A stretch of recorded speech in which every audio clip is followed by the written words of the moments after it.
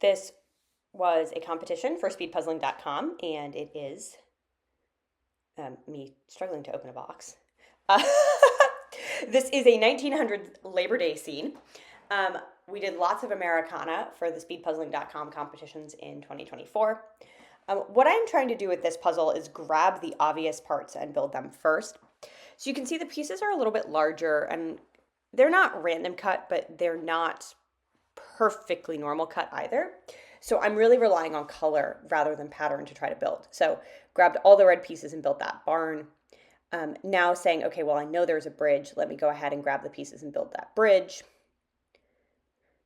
Now I'm moving on to the top border to try to sort of finish out that sky down to the bridge, because I've gotten the bridge, I've gotten the top border, and so there aren't that many pieces left in between. It's a pretty thin, narrow strip, so it should build relatively quickly.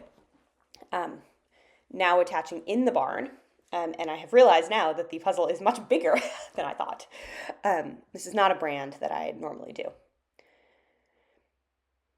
So now, getting down to, we've gotten a lot of the really obvious chunks built. And so the question for me now is, what is the easiest thing to see next? And so you can tell that I'm starting to slow down a little bit because I'm not seeing a chunk as obviously. There's not like a big red barn to build.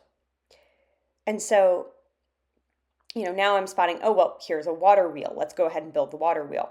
I've pulled in a lot of these yellow-green pieces to try to build some of the field, but I'm not really seeing it. It's too big of a chunk to do that strategy with. And so now just sort of racing to fill in a lot of the parts.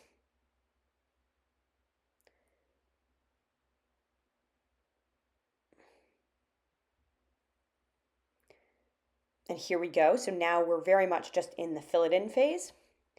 There's not really a blob left to build. And there we are. 50 minutes.